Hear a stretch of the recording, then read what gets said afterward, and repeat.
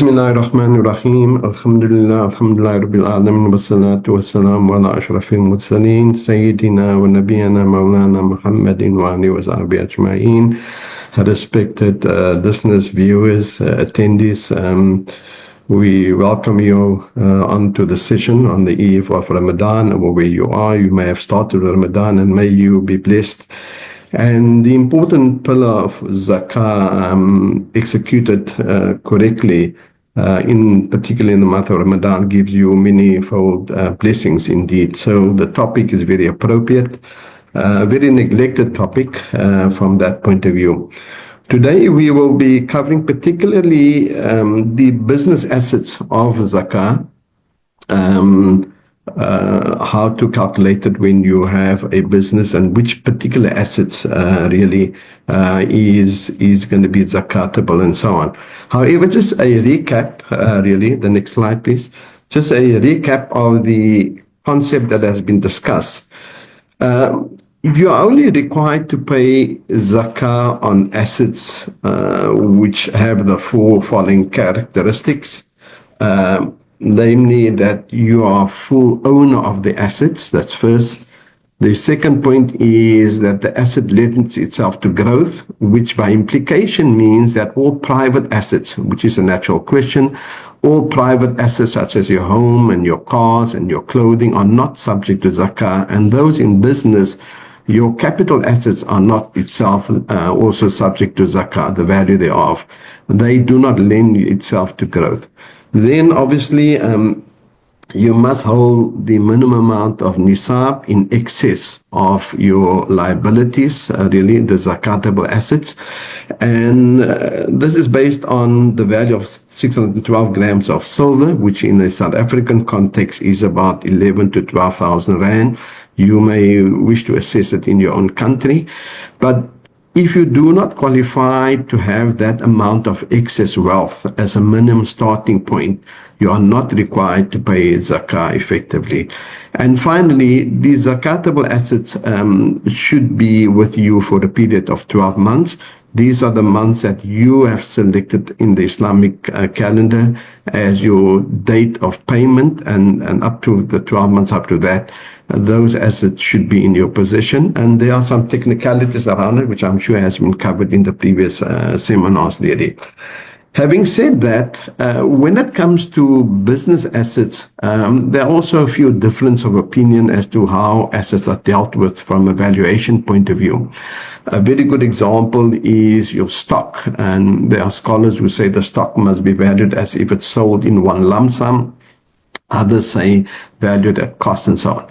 I think the important point about zakah and its calculation is that you need to keep it as simple as possible, pay the relevant dues, but be consistent in the application of which policy you use. In other words, if, for example, in the case of stock, you're going to value it at cost, then be consistent every year to do that. You can't switch from valuing at cost and then what we call the realizable value, or what it would be sold for as one lump sum. I think it's important, where there's difference of that opinion by the scholars, that you choose the particular policy, and you just be consistent with that really. So having set the framework of zakah, as you possibly know, the next slide, zakah at the end of the day is a payment of surplus, a payment on surplus wealth really, and it's a calculation,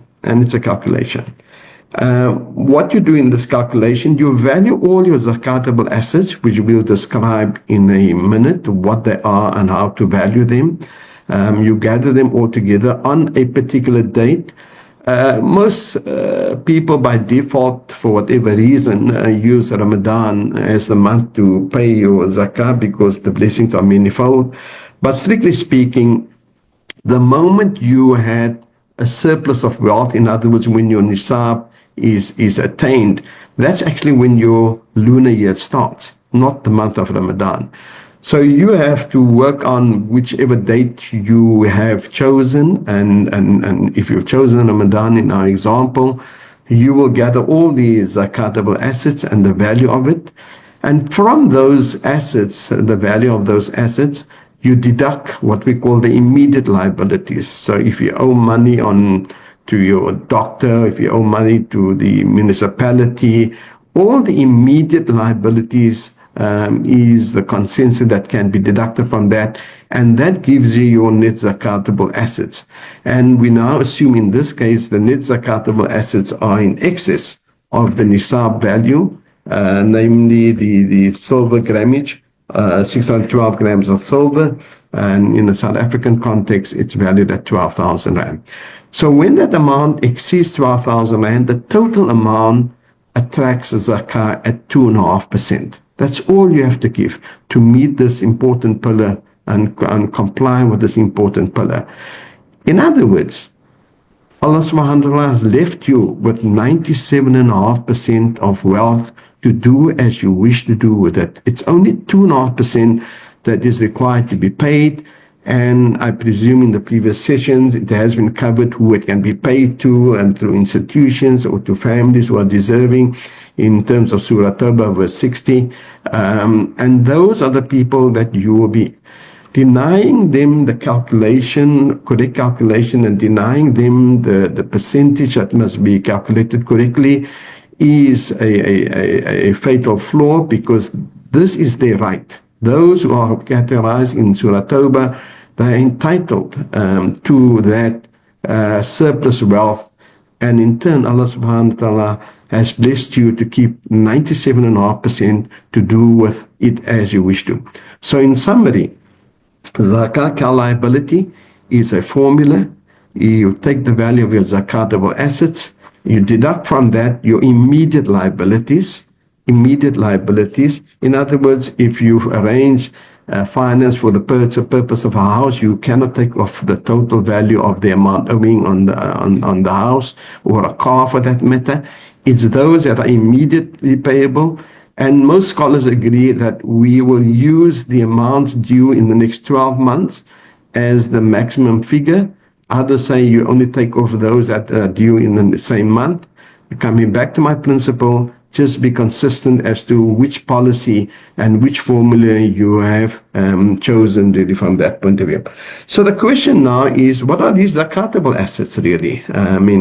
If we look at the slide now, the zakatable assets, we first of all categorize them in terms of liquid assets, which we will most likely concentrate.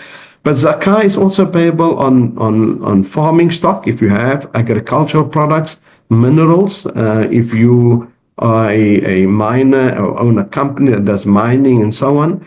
And these other three categories are important categories, but obviously it's not commonly applied. But should you be in that category, you obviously can contact us or your own zakah institution where you're into farming, whether livestock and agriculture products, and whether you're into mining, really. We're actually going to concentrate on the more common one, which applies to most of us, which is liquid assets, really. So the liquid assets, as we commonly would have, is firstly the money in the bank, really, and very closely describe items to that, really. So things like investments in shares and unit trusts also are added to that, really.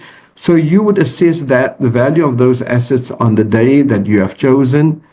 Then we will cover the concept of policies. There are investment policies that different financial institutions, whether Sharia compliant, not Sharia compliant, have developed, really, and how do you handle them. Then again, there are retirement savings such as pension and provident fund and retirement annuities. There may be some equivalent description in your own country where you are. And then ultimately, gold, silver, and jewelry. The in thing these days are the digital assets, and then obviously what we want to concentrate on particularly are the business assets, really. So these are what we call the assets. Remember, and as I indicated at the beginning, if there are any private assets that you own, they are not zakatable assets, and therefore they don't need to be valued and brought into your calculation of your assets, really. So if we carry on to look at what business assets are, In the case of business assets, the first thing that maybe we should clarify is that anything of a capital nature, anything that enables the company to do its work, are not subject to zakah, the value of it really. And hence we say in the bottom section, these are not required for sale, these are not required to lend itself to growth really. And hence they will not be subject to they will not be subject to the calculation of 2.5%. When it comes to business assets, these typically would comprise of cash in the bank of the business, stock. In this case, they've indicated the valuation process for the stock on hand will be what will the willing buyer and the willing seller want to settle this in one transaction. Others find it very difficult because the market conditions change all the time, and it's often very difficult to find on the date that you have chosen who would want to buy all your assets in one and what kind of value it is. And hence some scholars say look at the net realizable value. Others say because your accounting records are reflecting the cost of it, use the cost method. My view is whichever way you do achieve it, select or whatever the case is, just be consistent from year to year and not switch policies really. When it comes to customers owing you for goods sold, the scholars distinguish between what we call the strong debtors and the weak debtors. In other words, if your total debtors are, say, R1 million, but of that R1 million, 200,000 haven't paid you for the last 6 months, they would be classified as weak debtors, and you would only be required to include 800,000 Rand in this calculation. Now, again, how do you define weak debtors? And that differs from a business to a business, from a company to a company, really. So, again, you develop a policy to say those who owe you for more than 90 days will be classified as a weak. Just be consistent every year that you apply the same criteria. So you're required to only pay on strong debtors. And again, the purpose I said to you right at the beginning is not to create hardship in paying over this 2.5%. Value these debtors on a strong basis, exclude the weak ones. Look at the stock at the net realizable value or at cost, and the cash or in the bank is obviously the case. Now, the question really is, many of us operate these business through various legal entities. The most common that we all know worldwide is a company. Others may use a trust for that matter. And in other countries, they may be small companies as opposed to big companies. When the situation arises that these assets are not owned directly by you, but indirectly because they held through a mechanism such as, or structure such as a company, you as the owner are still required to pay the zakah on the value of those assets, these assets that we've described, that is owned by the company. And similarly, you would be able to take off the liabilities that the company owes on those assets in the immediate liabilities. So irrespective of what structure you use, wherever you are, the fact that in substance the assets indirectly are owned by a zakah payer through a structure, you as the owner of that structure are required to pay on those assets really. Next slide. Okay, I mentioned to you that the zakah formulation is you value your zakatable assets, which we've discovered now. Then you deduct from that your zakah liabilities. And the question really is, what are these liabilities really? So the first and the easiest one is where you pay where you owe the merchants, you owe the government for taxes on behalf of staff and all those kind of things. Those amounts are immediately payable and therefore deductible in full. When it comes to the other expenses, your household expenses that you owe money on, they also are deductible, providing the immediate amount and is a necessary expense. So again, both kind of liabilities are deductible. However, those that are in for a what we call long-term debt or owing more than a year, you cannot take the full capital balance. You only take what is immediately payable. And this is where, again, scholars differ. Some would say that you can claim the immediate amount. Some even say that you don't claim any amount, really. But whichever method you choose, I think the important point is that you are consistent with that. You can obviously consult your alim in the area for these purposes, but just be consistent as to the application of your policy or your rule that you wish to apply. So let's illustrate this by means of an example, and this will possibly bring everything home. In this case, the individual has some cash and unit trust and some gold coins. These are gold coins that he holds. And in this case, all that comes to a net South African rand value of 30,000 rand. Okay.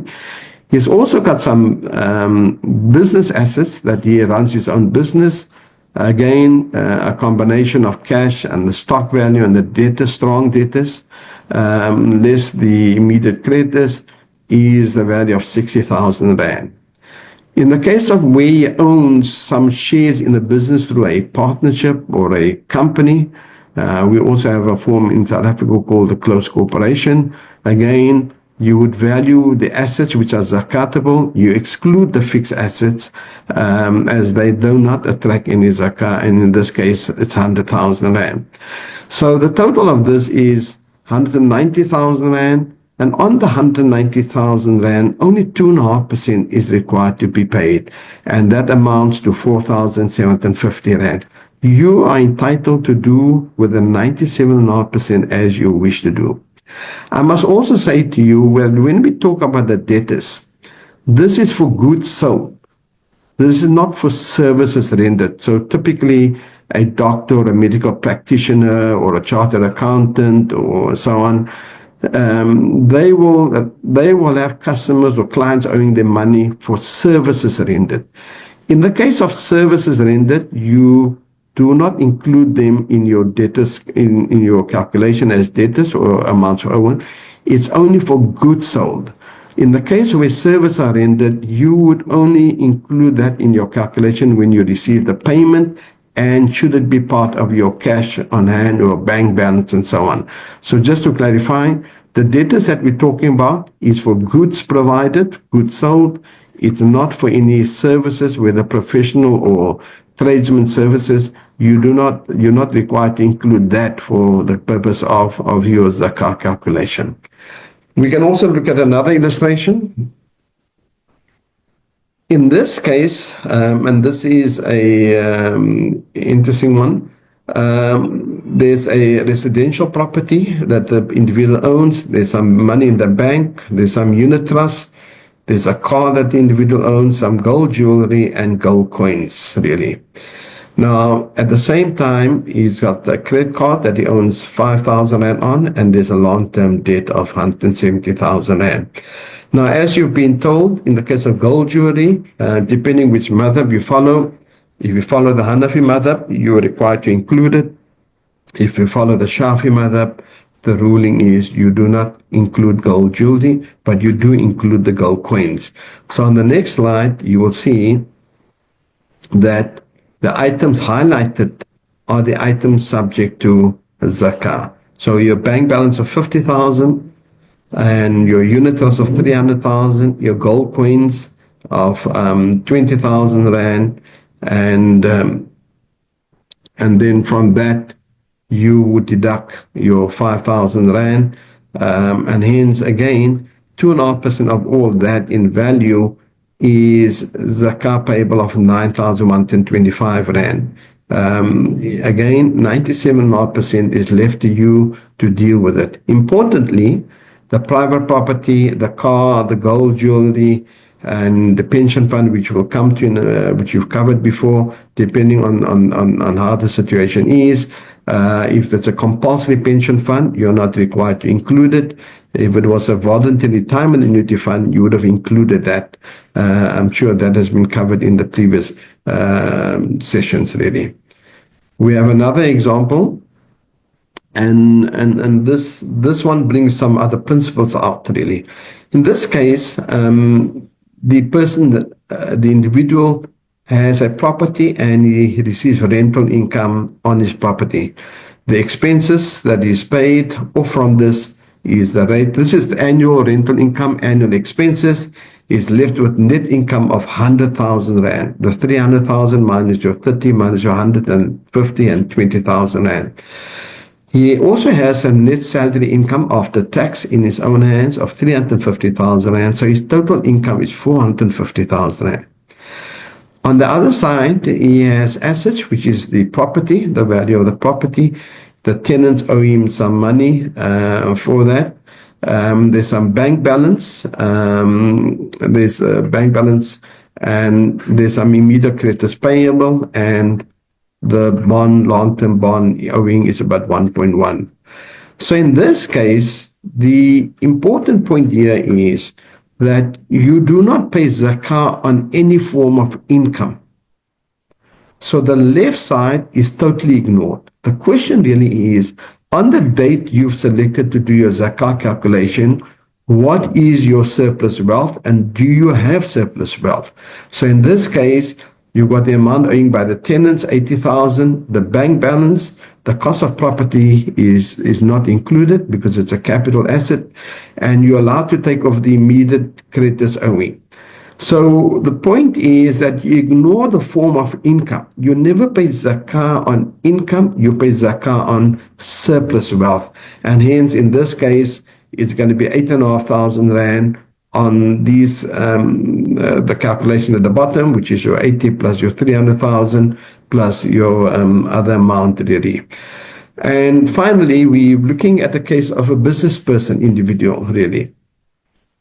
In this case, he's got buildings in his operation, and this doesn't matter whether it's a company or a partnership and so on. Obviously, if it's a partnership, you take your proportion of these assets. You got plant, you got motor vehicles, stock of that amount, strong debtors, and there's money in the bank, and you owe the supplier some money, and taxes, and you owe some long-term debt. And the question really is, how do we calculate it in this case, really? So if you look at the next slide, which highlights the figures, you will see that we're ignoring the buildings, features and fittings, and plant and motor vehicles because we classify them as capital assets. It doesn't lend itself to growth, but the stock and the debtors and the cash is included, and from that, the immediate creditors are deducted, and hence, in this case, on the value of all these assets, you're only required to pay 56,750 Rand, really. So again, 97.5% is at your disposal to do with it as you wish to do, really. So this is a good illustration of somebody in business. And again, we think from our experience of people paying zakah, business people do not do this calculation very accurately. Generally, everybody seems to think that you pay zakah on money in the bank and investments. No. When it comes to business, you've got to look at the assets which are what we call near liquid. Near liquid, liquid or near liquid. So stock and debtors is classified as near liquid and can be converted easily to cash. And they're circulating assets in a business, and hence we have now gone to an extent of providing a consulting services to businesses to say, come and talk to us about your business and we will assist you to do the calculation. It's very similar to how one would seriously take your tax liability. So we're encouraging people to see us, and similarly in your own area, see your respected person who handles the zakah calculations or the imam, and sit down to make sure that this is calculated correctly. This is the most neglected area. by payers that in business because they think the assets are belonging to a company, it doesn't belong to them. They set up trust structures and ultimately also believe that they don't are required to pay zakah on those kind of assets. You, in substance, as the owner, own those assets, and therefore you're required to pay. We have the zakah calculator that you can use to assist you in the calculation of your zakah. It makes provision for business assets, and it's a very useful tool. We've possibly eliminated all kinds of excuses why people cannot pay the correct amount of zakah. Okay. So one of the things that I think people often treat zakah as possibly just as a calculation. However, this pillar of Islam plays a very important role between those who have and those who don't have, really, effectively. For the giver, there is a compliance with the pillar of Islam, and he gets his reward abundantly for that. But more importantly, this builds bonds between those who have and those who don't have, because those who don't have often wish that they could have, really. And ultimately, the zakah concept or the zakah tool can be ultimately to uplift the society, really. We see this in our own institution where we uplift communities, we run development programs, we ensure that the students are taken through the education needs, and ultimately the family becomes not reliable on zakah as a handout and so on. And more importantly, it plays an important role in the Islamic economy, really, because if you think about it, the 8 categories, and particularly the first 2 categories or 3 categories mentioned in Surah Tawbah, when those recipients receive the funds, they are or receive the benefit, it's mostly going to be in the form of essential needs. And if you live in a Muslim country, those essential needs are ultimately supplied by a Muslim trader who makes a profit on that and in turn buys the good from a Muslim manufacturer. And so the cycle goes on, and each one then pays his 2.5% on the surplus wealth that he builds. So from a redistribution point of view, zakah is a wonderful tool to assist the community. From an Islamic economy point of view, it works very well, that it circles in the Islamic economy. We in South Africa try at fast best as possible to source our goods from Muslim traders so that it keeps on circling, and then they're very supportive of and giving us assistance in various ways and so on. So it's important that besides the calculation and so on, that and your compliance with the Pillar of Islam, you need to understand the effect and impact that your contribution of zakah can make in a bigger scheme of things, really. So with that, I want to again thank you, and I suppose there will be many questions that we can. I have my esteemed colleagues also online with me, Maulana Hashim, Yasmina, and Fairuz Muhammad also.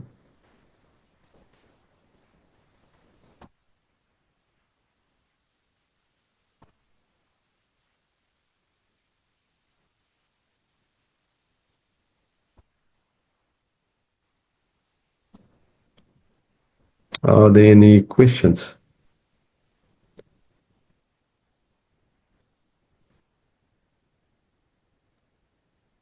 Assalamu alaikum, Brother Shaukat. So maybe I'll read the questions for you. Assalamu alaikum, everybody. There's one question that asks, on what madhab is your presentation based on? Well, I think the point about this one is that in South Africa we basically have the Shafi and the Hanafi madhab that we strongly follow. The only distinction in this presentation is when it comes to the issue of gold, where in the case of gold jewelry, really, in the case of gold jewelry,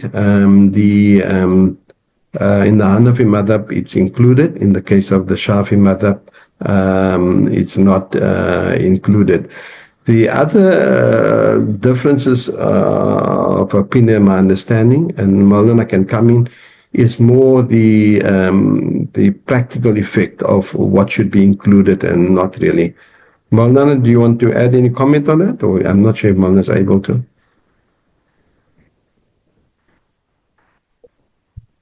I don't know if Maulana is on. If he's on, he can just unmute. But maybe just to add, Brother Shaukat, in that we don't usually follow a particular madhab. If you look at the presentations, we'll always indicate where there is a difference of opinion or where SANZAF has taken an approach on some matter. So say, for example, if you look at the liabilities, we'll indicate that the Shafi'i madhab says that you're not allowed to deduct anything. We'll indicate that the Hanafi madhab says that you're allowed to deduct maybe just the immediate expenses, and the Maliki only those that are related to zakatable assets. We will then say, from a practical point of view, SANZAF's approach is that we take the immediate expenses as a liability.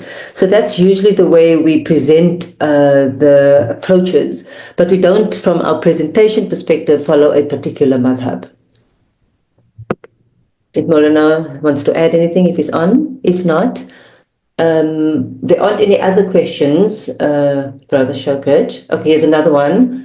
How are you doing the valuation of the inventories, Brother Shaukat?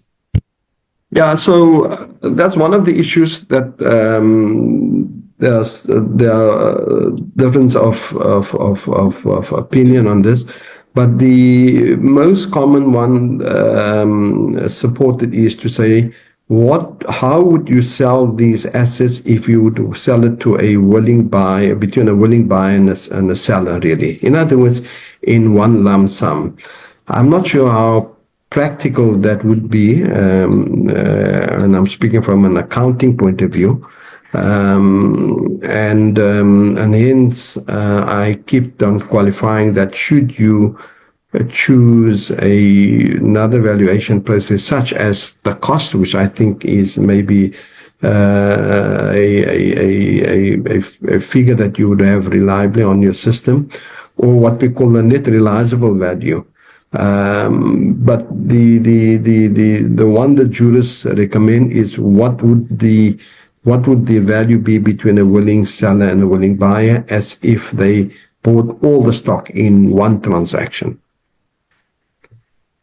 Vikram Brother Shaukat, we have another question that says, liabilities, how do you determine it in a business?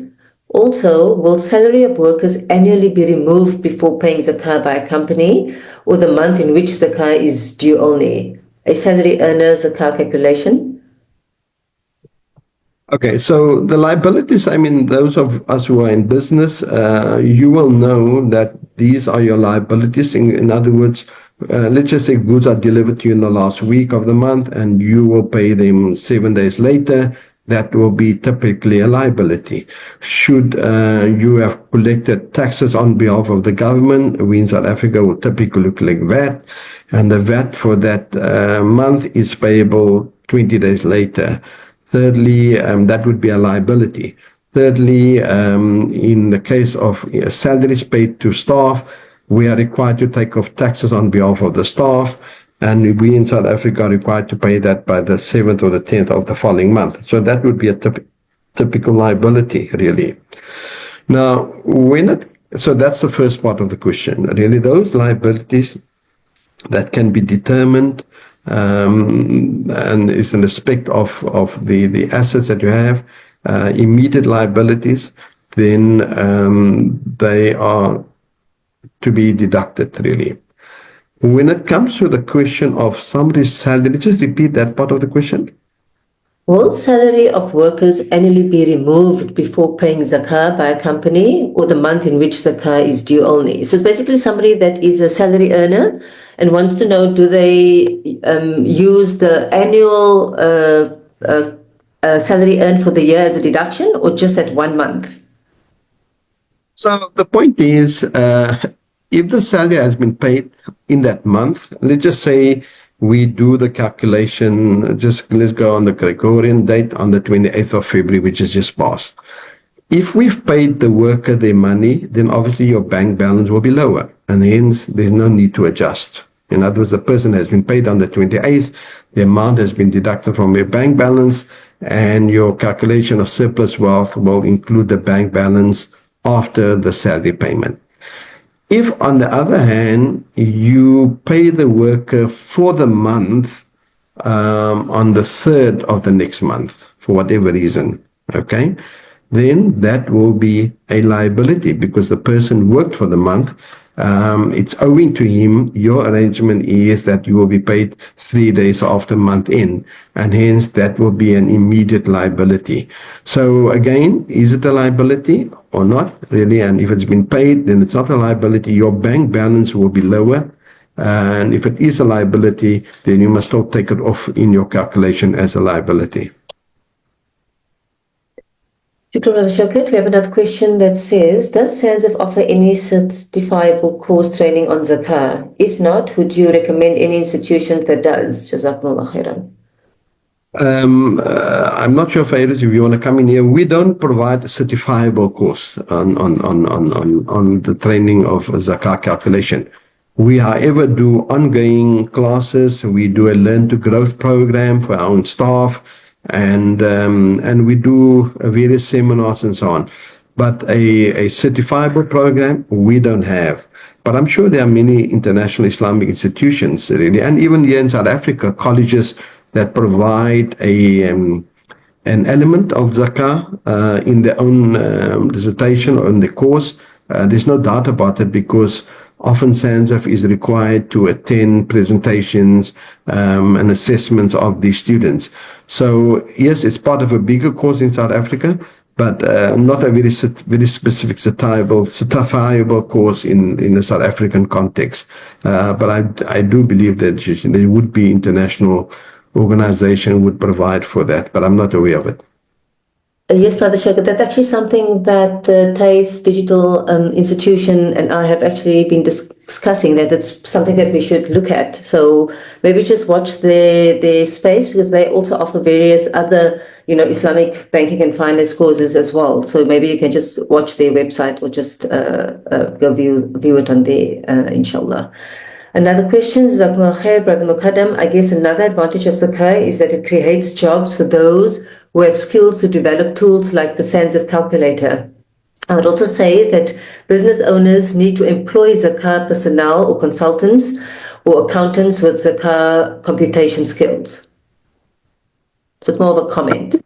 Yeah, it's more a comment, and we're quite supportive of it. It's unbelievable that how this area has progressed, and since we've sort of conscientized the business community that this facility is available, there's no doubt. I mean, I'm an accountant, and often my clients call upon me to assist them with the calculation. So more and more people definitely are taking it much more serious, and they're doing the calculation annually, and so on.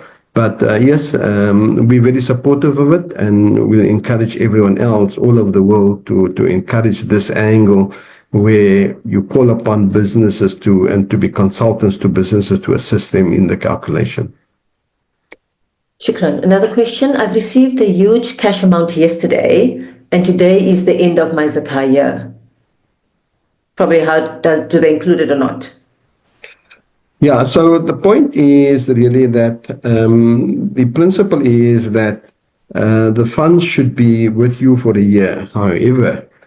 However, as you've set your year and as it falls in the year, you cannot adjust your year every time you have an increment of money. So the simplest way of handling this is to include it as it is in your wealth calculation on the day you have selected for your calculation. Because if you can imagine, if you're earning a salary in month 1 of 10,000 Rand and you're keeping maybe 20,000 Rand and you've got 15,000 Rand over the second month, and therefore you qualify your nisab, you've met the nisab amount, and therefore the year starts. If on the following month you've earned 40,000 Rand and you've spent 20, you cannot create another lunar year with that cycle of money. So from a practical point of view, as harsh as it may seem, we say that if it falls into your year, and the fact that you have commenced your year and you've met the minimum nisab, then you should include it in your calculation, irrespective whether it was there for a year or not, because then you must apply that principle to every day's incremental income, and hence you're not going to have a simple process of calculating your zakah.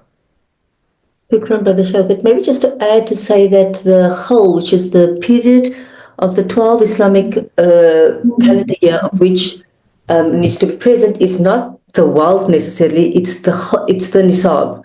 So the nisab needs to be held for at least 12 months. So if you had nisab last year and you now in your end of your zakah year, you have nisab again, whatever surplus wealth you have in your ownership, you pay zakah on that total, not on just, for example, you received certain amounts during the year. You pay on all surplus wealth. So if your amount came in, like you say, the day before, if the next day is your zakah year, you will calculate whatever surplus wealth you have in your possession. Shukran. We move on to the next one. Despite excessive zakah contributions, why Muslim economies are still striving hard to uplift the society or empower the poor communities as it should be? I think that's exactly the point, because worldwide, even the United Nations have done a calculation of the potential zakah payable, really, in the Muslim business economy.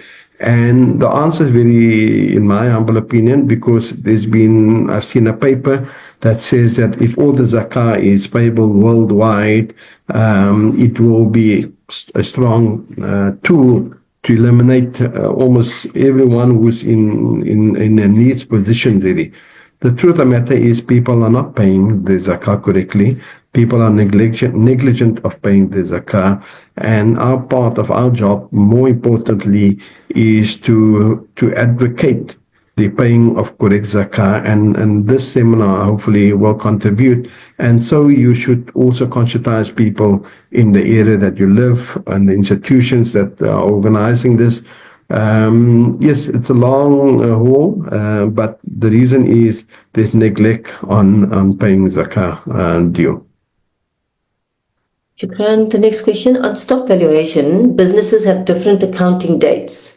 When we use the balance sheets of these companies to obtain the figures for stock, debtors, current liabilities, etc., the balance sheet data will exceptionally match the person's zakah valuation date. How do we deal with it in this situation? Yeah, that's a very interesting question and a very practical question, really. There is an, I just don't have it offhand, there is an adjustment formula depending how many days it is from your date.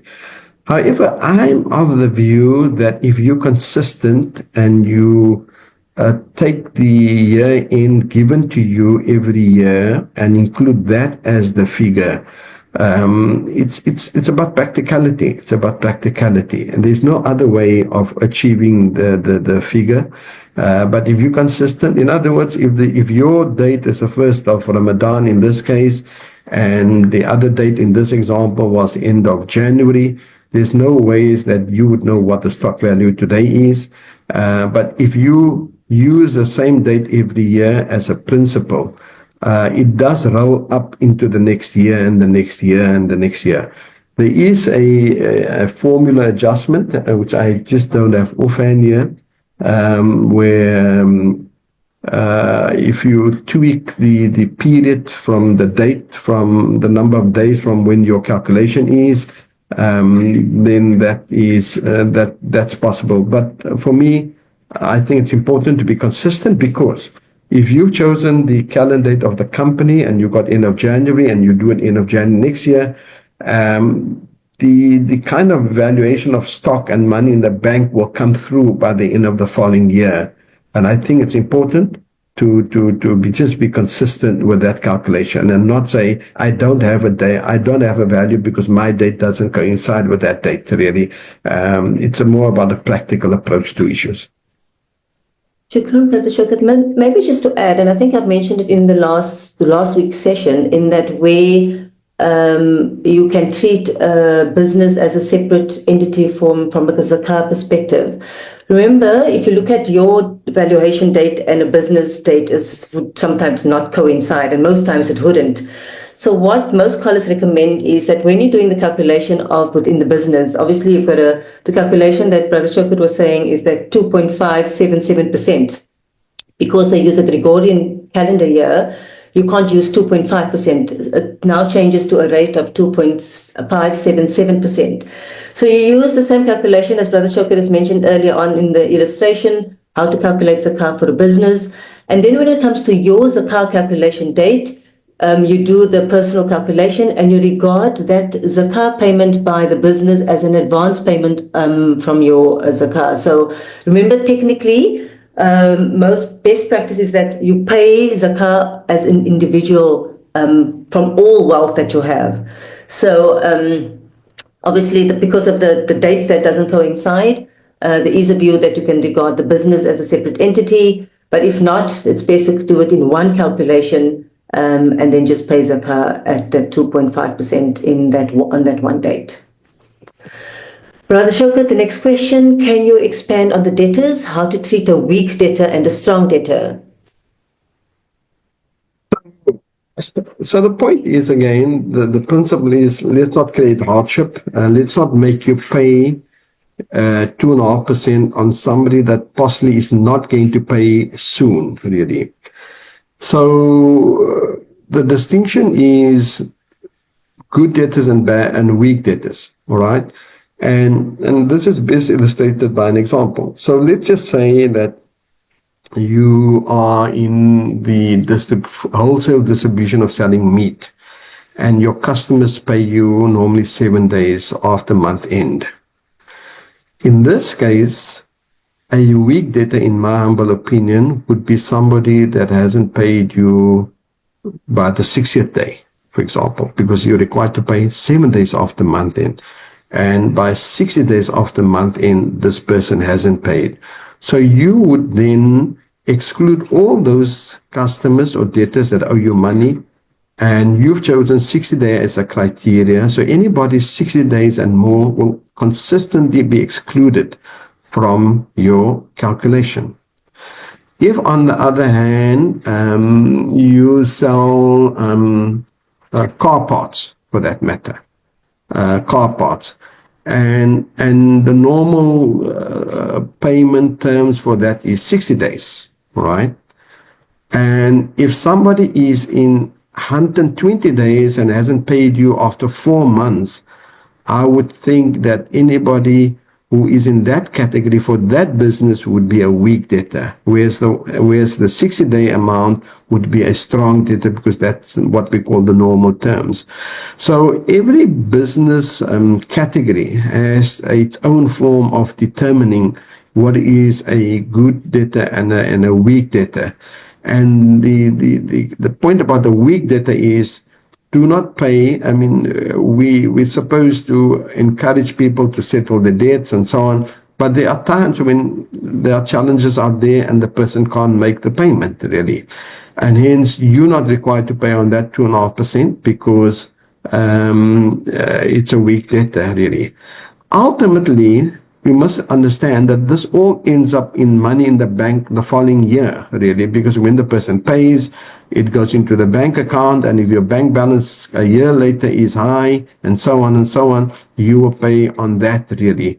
So the distinction is, what is the normal standard for the business industry, and what do you believe beyond that standard for that business industry is challenging data?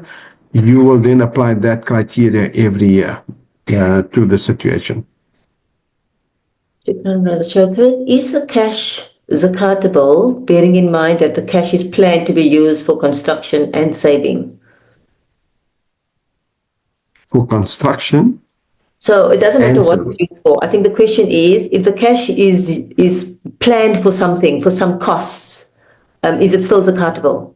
Yes, it is still zakatable, irrespective of what it's planned for. It's on surplus wealth, which includes cash on hand, and irrespective of what it's planned for, it's not to be deductible unless it's an actual liability, really. Shukran. If a person has a lease agreement for 5 years, how much can be deducted as a liability? So the point really is that, as we've said early on, depending on what school of thought you want to follow, you have the option of nothing to be deductible, only 1 month if it's owing, if it is owing. In other words, you did your calculation on 28th of February, and this one is payable on the 1st of March. If it's immediately payable, none of the scholars have said that you can take the 5-year figure off as a deduction. It's either a nothing or something, really, but not the whole amount. Something, when I say some amount, I mean the immediate payable. But none of the scholars support the fact that you can claim the total debt owing under the lease agreement. Shukran, Brother Shaukat. How is one able to distinguish immediate and general liabilities? Well, look, I think again, I mean that's I would think that immediate and general liabilities would be very similar in the sense that we're referring to the liabilities. If you're going to take a deduction, I would think that you should be consistent between those owing to you by you immediately or within 30 days, really. Again, you've got to develop a policy from that point of view. If you normally pay your customer suppliers 60 days, then for me that would still be an immediate, because the goods rendered to you have been in your possession, and therefore, and it's included under stock, and therefore you should be able to deduct it, really. Again, you could take the view that I'm not deducting anything. Right? All that's going to create hardship is in 1 year, because the following year it will be paid and will be ranking as a deduction. So it doesn't mean that you doing yourself in by not claiming it effectively. If you do not want to claim anything, then that will be consistent, and those creditors would be paid in the following month, and your bank balance at the end of the following year would have taken that into account. But the more practical approach, take those which are immediately included in, that will be general creditors. Your criteria of immediate could be different to mine, depending on how you pay your suppliers always, really. So if you take the example of the meat wholesale in my example, I'm just saying the reverse applies, and similarly the car parts trader, the reverse applies. How do they pay the customers 60 days? Then I would take it as 60 days if that's the norm. Vikram, Brother Shaukat. Yes, well, the attendee wrote the formula is 2.2557% for the calendar year. But actually, in terms of the IOFI standards, it's actually 2.577%. So I don't know where the attendee has this formula, but according to IOFI, which is the accounting and auditing organizations for Islamic financial institutions, has 2.577. So the 2.25 can't be less than our 2.5. So I think maybe there's just a dot kind of transposed there, but it's 2.577 as per IOFI. Moving on, is the zakah due on the excess of one's zakatable assets over the nisab, or just on the zakatable assets? No, it will be, just repeat that question. Is the zakah due on the excess of one's zakatable assets over the nisab, which means do you deduct the nisab, or is it just on the zakatable assets? No, it's on the total value, including the value of nisab. You never deduct the value of nisab. Nisab is just a qualification for you to pay zakah, really. True. So the nisab is just a threshold. It determines Correct. whether your wealth would be zakatable or not. Just for you to meet those 4 conditions. So you don't add it or use it as part of your formula. It's just a threshold. The last question, Brother Shaukat, can SANZAF assist in setting up an establishment of a national zakah fund? I mean a global zakah fund. Because we already have a national zakah fund based on the country. So what's can we assist in setting up a global zakah fund? Well, I think we're part of global organizations. We're part of the National Zakah Forum, International Zakah Forum, and so on. So there are bodies already coordinating this on an international basis, really. And we attendees and members of that to assist in the development of rules and practicalities and so on, really.